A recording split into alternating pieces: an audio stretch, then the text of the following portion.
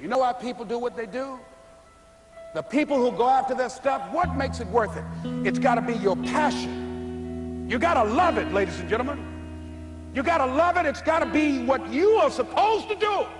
You want to sing, and even though they want to invite you to Carnegie Hall, you're going to sing to anybody that listens to you, including singing to yourself. I used to talk to my plants when nobody else would listen to me. You got to write, even if no one published your book, write, because that was given to you to do.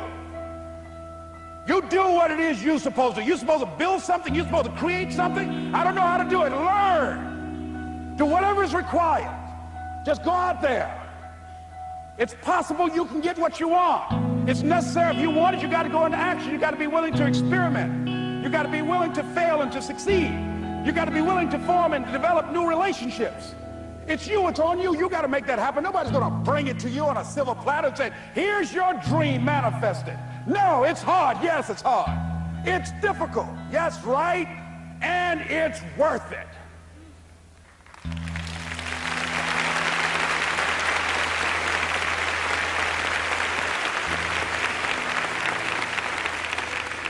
People ask, hey man, these kids, man, it's rough dealing with them. That's right.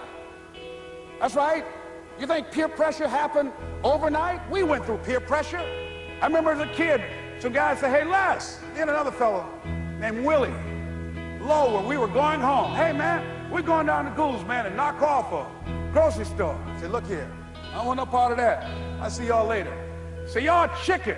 I said, that's all right, you say whatever you want. Once you come, we didn't even ask you to come into place, man. All you do is just drive the car, that's all. I don't know how to drive that good. Well, we're trying to get Les to come. He's chicken.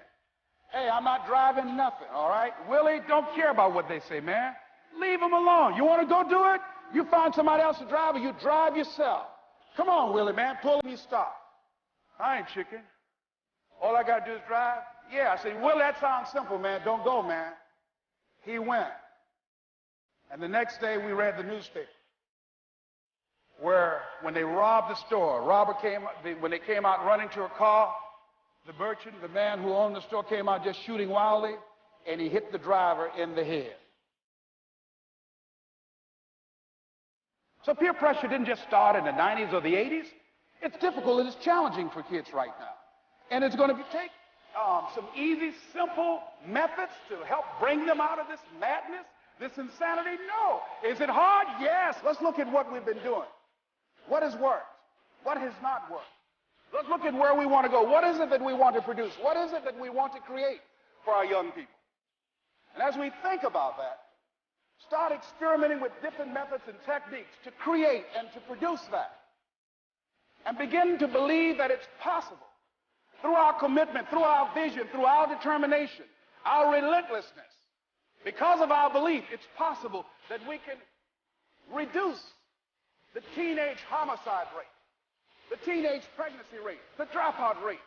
That it's possible, looking at what kind of world are they going to be in. As we look at the global economy, that as we begin to use our collective will and genius and resources, it's possible that we can create an educational system that not only will test their minds with information and facts and figures, but would teach them how to think and be creative. And what does it mean, human being, and to value human life, and how do you make relationships work? How do you bounce back from adversity? It's possible that we can give them a curriculum that will give their lives a sense of purpose and direction and meaning, and teach them how to begin to know and operate on a higher level of being, where they become assets to our society rather than liabilities. What if we leave here with that kind of consciousness that it's possible, as opposed to saying we have to write this generation off, that it's possible that we were born for such a time as this and that, that maybe someone here has the idea or the method or some plan of action or an approach that can resolve many of the problems that we're facing with young people today. Whatever we have to do to save our children, it's worth it.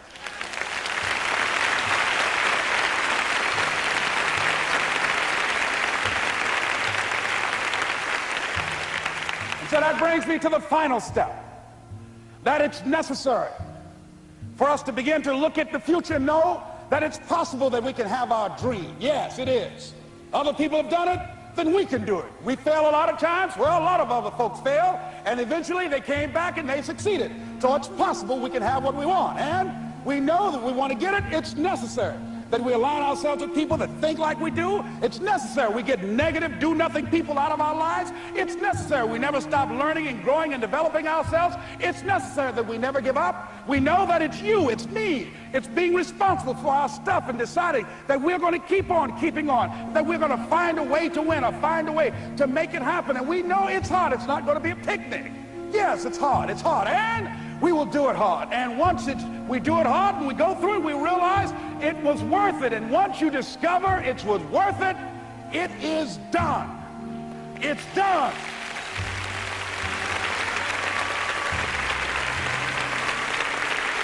It's done, ladies and gentlemen, before it happens. Well, here's what I'm suggesting to you. That when you're working, you have a wall to break through. Let's say a friend of mine who runs a marathon, and he says, when he's running the 26-mile marathon, he said, let's say that hypothetically, that 18th mile is the wall. He said, Les, when you get there and you're running, he says, everything in you is telling you to stop, to give up. Every muscle is aching, and you're saying to yourself, I can't do it. I can't do it. And you just keep on, and you keep on, and you keep on. It seems like you're moving at slow motion. And then eventually when you break through that 18-mile wall, then you know it's like done, and you're on automatic, and you glide on in, and you know it's there. You know you're going to get to the finish line. And we've all had experiences where we were working on something, and we knew it was possible. And we did those things that were necessary to bring it into reality. We took the responsibility to make it happen. Other people couldn't see it. A lot of people didn't believe it. You were attacked. You were criticized. People were opposing you, but you kept on doing it. It was hard. It was rough. It was difficult. But to you, it was worth it. And eventually you got to a level you know, can nothing stop me now. I'm on the move. I'm on the move.